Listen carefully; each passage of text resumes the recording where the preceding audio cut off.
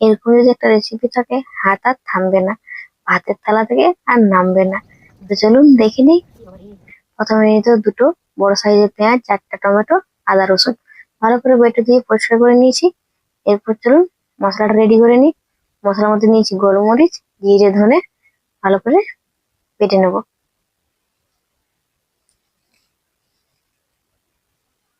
বাটা হয়ে এসছে, এবার সাইডে রেখে দিই। চলুন এবার হাঁসের মাংস ভালো করে ধুয়ে পরিষ্কার করে নিয়েছি, দিয়ে দিলাম 2-4টা কাঁচা লঙ্কা। লঙ্কার ঝালের পরিমাণটা আপনারা আপনার মতন দিয়ে দিবে। আদা রসুন বাটা, পেঁয়াজ কুচি,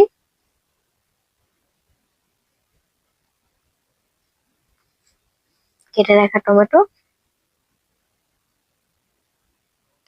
বেটে নেওয়া মশলা,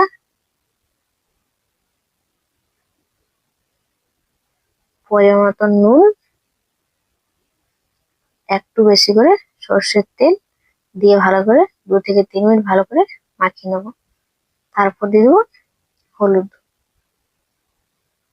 হলুদটা দিয়ে ভালো করে মাখিয়ে নেবো আবার 2 থেকে 3 মিনিট। তারপর রেখে দেবো 15 থেকে 20 মিনিটের জন্য। দেখবেন যেন একটু ভারী কিছু চাপা দিয়ে রাখা যায়। চলুন গ্যাসটা জ্বালিয়ে দিয়ে কড়াই বসিয়ে দিয়েছিলাম। কড়াই গরম হয়ে এসছে, দিয়ে দিলাম তেজপাতা। এরপর ম্যারিনেট করে রাখা মাংসটা দিয়ে দিলাম। আমি কিন্তু কষার সময় কোনো জল ব্যবহার করব না। 2 থেকে 4 মিনিট ভালো করে নাড়িয়ে চাড়িয়ে চাপা দিয়ে রেখে দেবো।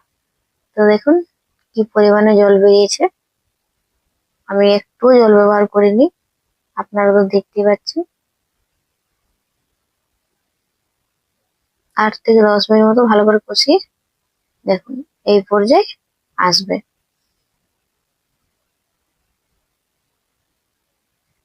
আর কষাতে চাপা দিয়ে দিয়েই কষাবেন যাতে সেদ্ধটা ভালো হয়। চাপা আবার রেখে দিই।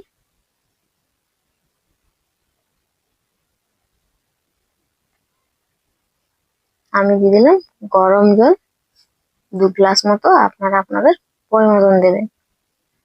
চলুন চাপা দিয়ে রেখে দিই। এবার জলকচিগুলো ভালো করে ধুয়ে পরিষ্কার করে নিই।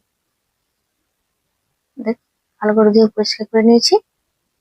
আর মাংসটা আমাদের পরিমাণ মতো প্রায় হয়ে এসছে। দেখুন এর মাঝে দিয়ে দেবো কচুটা। আপনারা আপনাদের পরিমাণ মতো নুন দিয়ে দিবেন, কিন্তু নাহলে কচুর মধ্যে নুনটা সব টেনে নেবে। সেদ্ধ হয়ে এসছে, এই পর্যায়ে দিয়ে দেবো গরম মশলা। গরম মশলা দিয়ে ভালো করে ফুটিয়ে নিয়ে নামিয়ে নিলে আমাদের রেসিপি রেডি। দেখুন থালি আমাদের রেডি। তো চলুন খেতে তো হবে, তাই না? দেখুন এরকম একটা রেসিপি থাকলে হাত কি করে থামবে বলুন। আমার তো মনে হচ্ছিল ভিডিওটা পরে আমি শুট করি, আগে খেয়ে নিই। তো দেখুন